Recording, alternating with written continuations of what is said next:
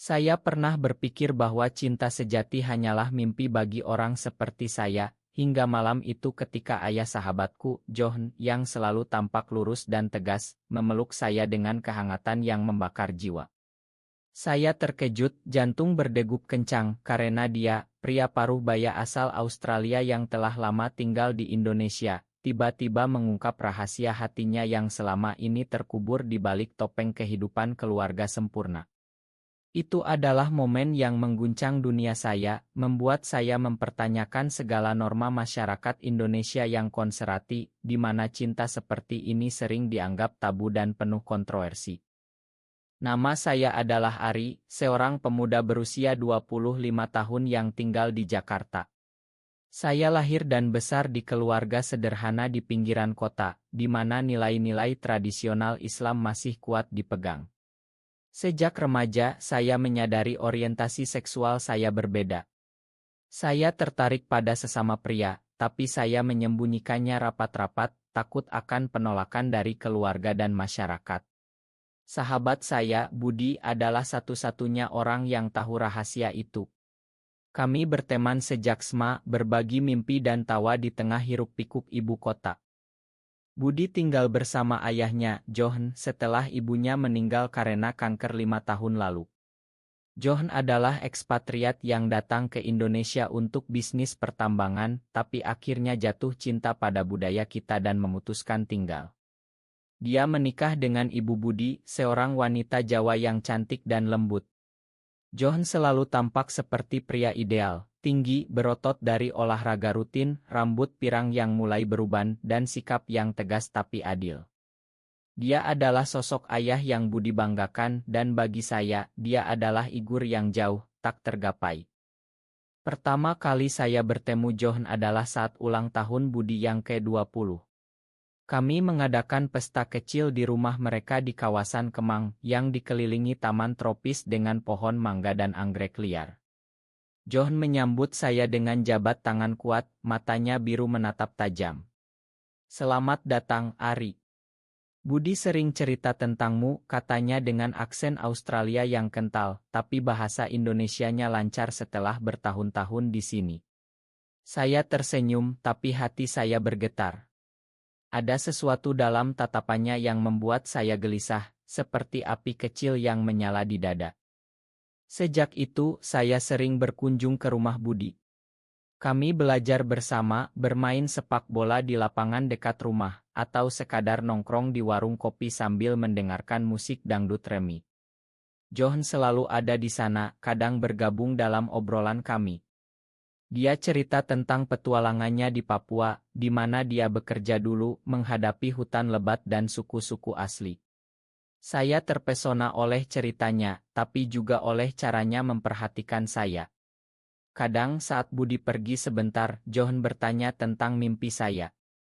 "Kau ingin jadi apa, Ari? Jangan biarkan dunia ini membatasimu," katanya suatu hari, tangannya menyentuh bahu saya ringan. Sentuhan itu seperti listrik, membuat saya mundur pelan. Waktu berlalu, dan persahabatan kami semakin erat. Tapi di balik itu, saya mulai merasakan perasaan aneh terhadap John. Dia berusia 48 tahun, sudah punya anak seumur saya, dan tampak sangat lurus.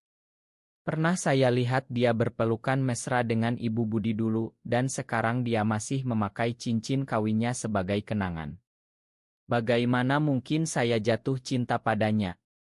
Itu gila, pikir saya. Saya mencoba menekan perasaan itu, fokus pada pekerjaan saya sebagai desainer grafis di sebuah agensi kecil di Sudirman. Suatu malam, saat hujan deras mengguyur Jakarta, Budi menelepon saya. "Ari, ayah lagi sakit. Bisa tolong datang? Aku harus ke kantor malam ini." Saya langsung bergegas, naik ojek online melewati banjir kecil di jalan. Sampai di rumah, John sedang berbaring di sofa, wajahnya pucat. "Demam tinggi," katanya lemah. Saya membuatkan teh jahe hangat, seperti yang ibu ajarkan. Saat saya duduk di sampingnya, dia memegang tangan saya. "Terima kasih, Ari. Kau seperti anak sendiri bagiku." Kata-katanya hangat, tapi tatapannya berbeda. Ada kerinduan di sana yang membuat hati saya berdebar. Malam itu kami berbicara panjang. John cerita tentang masa lalunya di Australia, bagaimana dia pernah merasa tersesat sebelum bertemu Ibu Budi. Hidup ini penuh rahasia, Ari. Kadang kita menyembunyikan bagian diri kita demi orang lain. Saya diam, tapi hati saya berteriak. Apakah dia tahu tentang saya? Atau ada sesuatu yang dia sembunyikan juga? Saat Budi pulang, saya pamit, tapi pikiran saya tak bisa lepas dari John. Beberapa minggu kemudian, konflik mulai muncul. Budi mulai curiga dengan kedekatan saya dan ayahnya. "Kenapa kau sering banget ke sini akhir-akhir ini?" tanyanya suatu hari saat kami makan siang di warteg. Saya gelagapan bilang hanya ingin membantu. Tapi Budi tak puas. "Ayah bilang kau spesial." "Apa maksudnya?" Hati saya ciut. Apakah John sudah cerita sesuatu? Sementara itu, perasaan saya semakin dalam. Saya mulai mimpi tentang John, tentang kami berjalan di pantai Bali, tangan bergandengan. Tapi realitas menampar. Di Indonesia, hubungan seperti ini bisa berujung pada diskriminasi, bahkan kekerasan. Saya ingat berita tentang pasangan gay yang diusir dari kampung mereka di Jawa Barat. Apakah saya siap menghadapi itu? Puncaknya datang saat acara keluarga Budi. Mereka mengadakan selamatan untuk peringatan kematian Ibu Budi. Rumah penuh saudara, aroma rendang dan sate ayam memenuhi udara. Saya datang sebagai teman Budi, tapi John menyambut saya hangat. Malam itu, setelah tamu pulang, kami bertiga minum kopi di teras. Budi ke kamar mandi dan John tiba-tiba berkata, "Ari, aku harus bicara. Aku merasakan sesuatu padamu." Saya terpana. "Apa maksudmu, Pak?" bisik saya. Dia mendekat, tangannya menyentuh wajah saya. "Aku bukan lurus seperti yang kau kira. Sejak dulu aku biseksual, tapi aku sembunyikan demi keluarga." Itu adalah pengakuan yang mengguncang. John cerita bagaimana dia pernah punya hubungan dengan pria di Australia, tapi memilih hidup normal di Indonesia. Kematian istrinya membuat dia mempertanyakan segalanya. Dan saya, dengan kehadiran saya, membangkitkan perasaan itu lagi. Kami berpelukan, air mata mengalir. Tapi saat itu Budi muncul melihat kami. "Apa ini?" teriaknya marah. Konflik meledak. Budi merasa dikhianati ayahnya dan sahabatnya. Dia menuduh kami, kata-kata kasar keluar dari mulutnya. "Kalian gila. Ini haram." Saya pergi dengan hati hancur. John mencoba menjelaskan tapi Budi tak mau dengar. Malam itu, saya menangis sendirian di kamar kos, memikirkan betapa rumitnya cinta ini. Hari-hari berikutnya penuh ketegangan. Budi memutuskan persahabatan kami, blok nomor saya. John menelepon diam-diam, bilang dia mencinta saya tapi tak mau kehilangan anaknya. Saya terjebak di antara cinta dan persahabatan. Apakah ini akhir? Beberapa bulan berlalu sejak malam pengakuan itu. Saya mencoba melanjutkan hidup, fokus pada pekerjaan. Tapi bayang-bayang John selalu ada. Saya sering pergi ke Taman Suropati, duduk di bangku sambil mendengarkan suara burung dan lalu lintas Jakarta yang sibuk. Di sana, saya merenung tentang identitas saya sebagai gay di negeri ini, di mana undang-undang anti-LGBT semakin ketat di beberapa daerah. Tapi cinta saya pada John memberi harapan meski rapuh. Suatu hari, John menghubungi saya lewat email. "Kita harus bertemu, Ari. Di Bali, akhir pekan ini." Budi tak tahu. Saya ragu, tapi hati saya setuju. Kami bertemu di Bandara Ngurah Rai, angin laut menyambut kami. John terlihat lebih tua, tapi matanya masih penuh kasih. Kami menginap di ila kecil di Ubud, dikelilingi sawah hijau dan suara gamelan dari kejauhan. Di sana, kami berbicara dari hati ke hati. John cerita tentang perjuangannya menyembunyikan orientasinya. Di Australia aku bebas, tapi di sini aku harus berpura-pura demi bisnis dan keluarga. Saya cerita tentang ketakutan saya, tentang bagaimana masyarakat Indonesia sering menolak kami. Tapi denganmu aku merasa utuh, kata saya. Kami berpelukan di bawah bintang, tapi tak lebih dari itu. Cinta kami murni, penuh emosi. Tapi konflik datang lagi. Budi ternyata tahu dari ponsel ayahnya. Dia datang ke Bali, marah besar. "Ayah, kau hancurkan keluarga kita," teriaknya di Ila. Pertengkaran sengit terjadi. Budi menuduh John membunuh ibunya secara tak langsung dengan rahasianya. John menangis, minta maaf. Saya berdiri di tengah, hati teriris. Malam itu, kami bertiga duduk di teras Ila, angin malam membawa aroma bunga rangipani. Budi akhirnya bicara, air matanya mengalir. "Aku takut kehilangan ayah. Dan kau, Ari, kau sahabatku." Kami jelaskan semuanya, tentang cinta yang tak bisa dipilih. Budi diam lama, lalu berkata, "Aku butuh waktu." Keesokan harinya, kami jalan-jalan di pantai Kuta. Ombak bergulung, matahari terbenam merah jingga. John memegang tangan saya pelan, Budi melihat tapi tak protes. Perlahan dia mulai menerima. "Mungkin aku salah paham tentang cinta," katanya. Itu adalah awal rekonsiliasi. Kembali ke Jakarta, hidup mulai normal. Saya dan John bertemu diam-diam, tapi Budi tahu dan tak keberatan. Dia bahkan ikut makan malam bersama kami di restoran Sunda. Tapi masyarakat sekitar mulai bergosip. Tetangga John curiga ada yang melapor Kert. Tekanan datang, bisnis John terganggu. Suatu hari, John dipanggil ke kantor polisi karena laporan diskriminasi. "Ini soal moral," kata petugas. Hati saya hancur. Apakah cinta kami harus berakhir karena norma? John memutuskan untuk jujur. Dia bicara dengan Budi, "Aku akan pindah ke Australia, bawa Ari jika dia mau. Di sana, kita bisa bebas." Budi terkejut, tapi mendukung. "Ayah, aku ikut. Kita keluarga." Saya ragu. Indonesia adalah rumah saya, keluarga saya di sini. Tapi cinta pada John lebih kuat. Kami bersiap pergi, tapi sebelum itu ada pengkhianatan tak terduga. Seorang rekan bisnis John yang tahu rahasia memerasnya. "Bayar atau aku sebarkan." John marah, "Tapi bayar demi kami." Tapi itu tak cukup. Rekan itu bocorkan ke media lokal. Berita meledak, ekspatriat Australia terlibat skandal di Jakarta. Keluarga saya tahu, ayah saya marah besar. "Kau bawa malu keluarga," teriaknya. Saya menangis, jelaskan, tapi dia usir saya.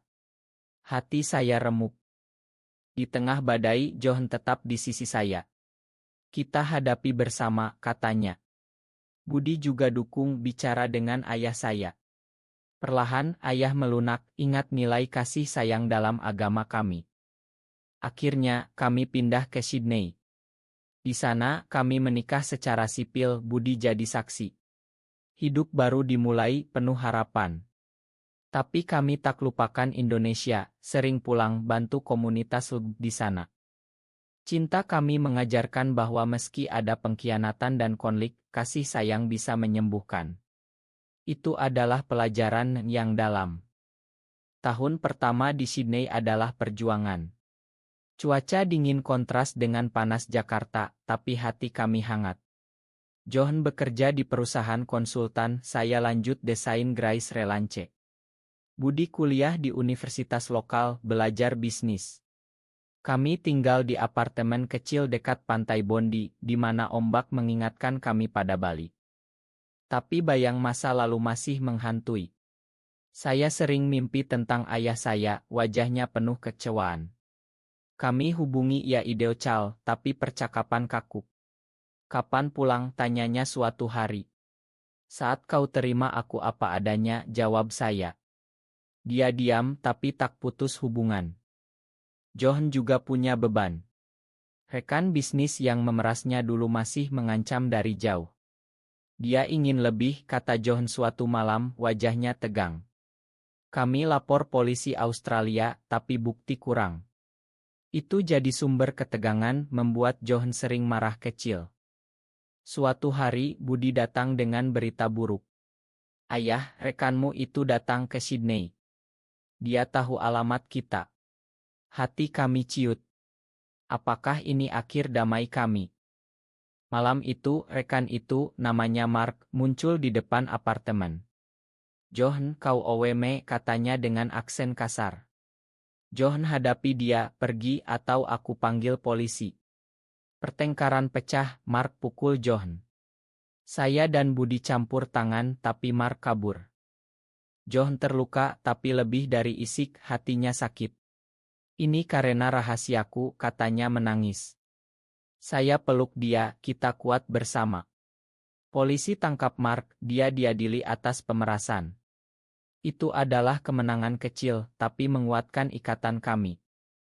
Di tengah itu, cinta kami semakin dalam. Kami jalan-jalan di Harbour Bridge, tangan bergandengan bebas tanpa takut pandangan orang. Di Indonesia itu mimpi, tapi di sini nyata. Terima kasih telah memilihku, kata John suatu senja. Saya cium pipinya, kau adalah duniaku. Budi juga berubah. Dia gabung komunitas di kampus, belajar tentang hak asasi. Aku bangga padamu, Ari, katanya. Persahabatan kami pulih lebih kuat. Tapi nostalgia Indonesia memanggil. Kami pulang untuk lebaran bertemu keluarga. Ayah saya menyambut dingin tapi ibu peluk saya erat. Kami rindu, katanya. Perlahan ayah bicara, aku salah. Agama ajarkan kasih bukan benci. Itu momen emosional, air mata mengalir. Kembali ke Sydney, kami rencanakan masa depan. John ingin pensiun di Bali, buka homestay ramah. Tempat aman bagi orang seperti kita, katanya. Saya setuju, Budi antusias. Tapi takdir punya rencana lain. John sakit, diagnosis kanker prostat. Hati kami hancur. Aku tak mau tinggalkan kalian, katanya lemah. Kami rawat dia, Budi tinggalkan kuliah sementara. Perjuangan panjang, kemoterapi melelahkan. Di saat-saat gelap, kami ingat momen indah, malam pertama di Bali, pelukan di Jakarta. Cintamu beri aku kekuatan, kata John. Ajaibnya, John sembuh setelah setahun. Dokter bilang itu mukjizat. Kami rayakan dengan liburan ke Great Barrier, snorkeling di air biru. Hidup berlanjut, penuh syukur. Kami bantu komunitas Indonesia Ya Online, donasi untuk lesm di Jakarta. Cinta kami jadi inspirasi bagi banyak orang. Akhirnya, kami pindah ke Bali, buka homestay di Ubud. Tempat itu penuh tamu dari berbagai negara, termasuk pasangan gay Indonesia yang cari kedamaian. Budi kelola bisnis, saya desain interior dengan motif batik. Di sana, di bawah langit tropis, kami temukan kebahagiaan sejati. Meski ada pengkhianatan dan penderitaan, cinta menang. Itu pesan personel, manusiawi, penuh harapan. Tahun-tahun di Bali membawa kedamaian baru. Homestay kami bernama Rumah Cinta jadi oasis bagi komunitas LB. Dikelilingi sawah terasering dan suara air sungai, tempat itu penuh tawa dan cerita. Tamu datang dari Jakarta, Surabaya, bahkan luar negeri berbagi pengalaman mereka. John semakin sehat, berkebun di taman, tanam bunga anggrek dan sayur organik. Ini hidup yang aku impikan, katanya sambil memetik tomat. Saya bantu, tangan kami bersentuhan, mengingatkan pada awal cinta kami. Budi punya pacar sekarang, seorang gadis Bali bernama Dewi. Mereka bertemu di pasar Ubud, jatuh cinta di tengah aroma rempah. Ayah, Ari, kalian inspirasiku, kata Budi saat perkenalkan Dewi. Kami bahagia, keluarga bertambah. Tapi masa lalu kembali menghantui. Ayah saya sakit, stroke ringan. Ibu telepon, pulanglah, Ari. Kami terbang ke Jakarta, John dan Budi ikut. Di rumah sakit, ayah terbaring lemah. Makan ayah, katanya pelan.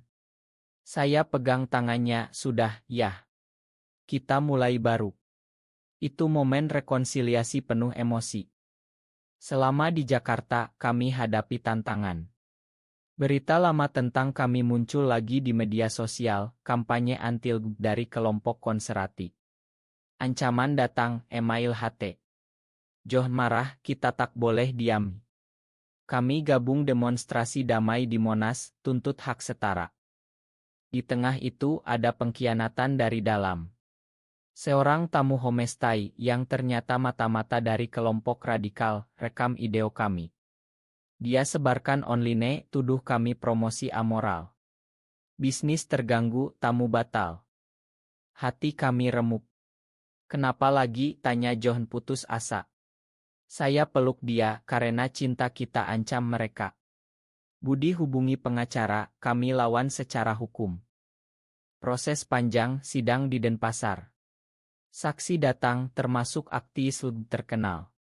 Hakim putuskan kami tak salah, tapi kerusakan sudah terjadi. Homestay sepi, kami hampir bangkrut. Di saat terendah, dukungan datang dari tak terduga. Keluarga ayah saya datang ke Bali, bantu renovasi.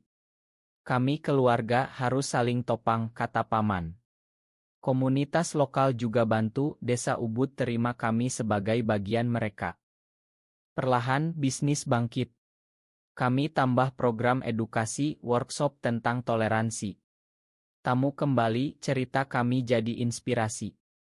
John dan saya rayakan ulang tahun pernikahan ke-5 dengan piknik di pantai Jimbaran. Ikan bakar, angin laut, kami bernostalgia.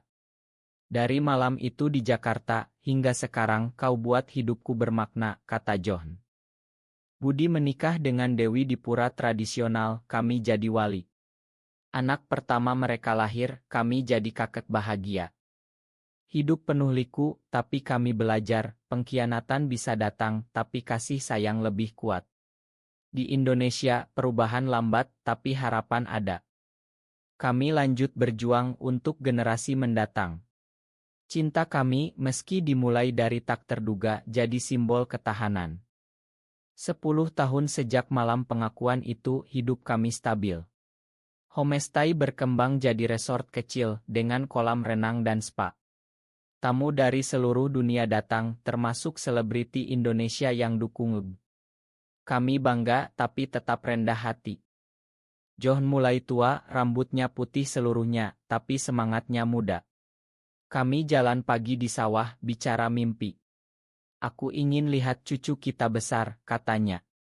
Budi dan Dewi punya 2 anak sekarang, laki-laki dan perempuan yang panggil kami Opa John dan Om Ari. Tapi kesehatan John menurun lagi. Kanker kambuh, lebih agresi. Dokter di Singapura bilang prognosis buruk. Hati kami hancur, tapi kami kuat. Perawatan intensi, John bolak-balik rumah sakit. Di sela itu, dia tulis memoir, cerita hidupnya dari Australia ke Indonesia, tentang cinta terlarang. Ini untukmu, Ari. Biar dunia tahu cerita kita. Saya baca dratnya, air mata mengalir.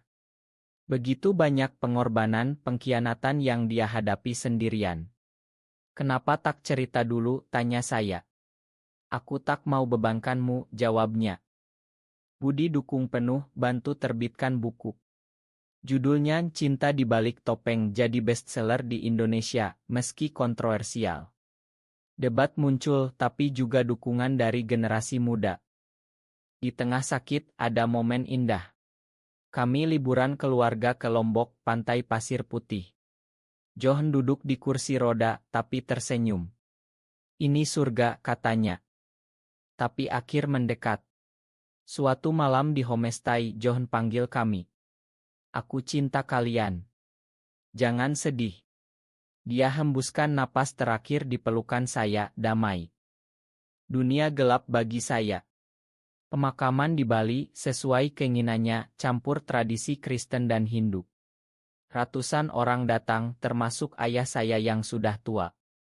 Setelah itu, saya hancur.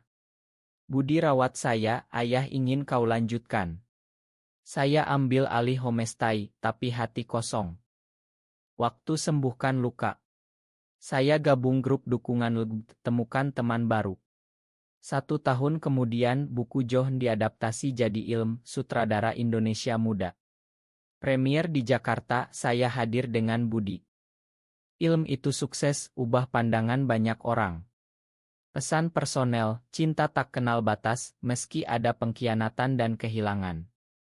Saya lanjut hidup, bantu komunitas. Di homestay, saya buat memorial untuk John, patung kecil di taman. Akhirnya, saya temukan kedamaian.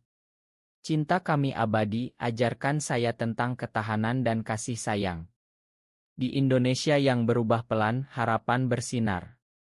20 tahun setelah malam itu, saya duduk di teras homestay, memandang sawah yang hijau. Usia saya 45, rambut mulai beruban tapi hati penuh kenangan. Resort sekarang besar, dikelola Budi dan anak-anaknya. Cucu-cucu bermain di taman, tawa mereka seperti musik.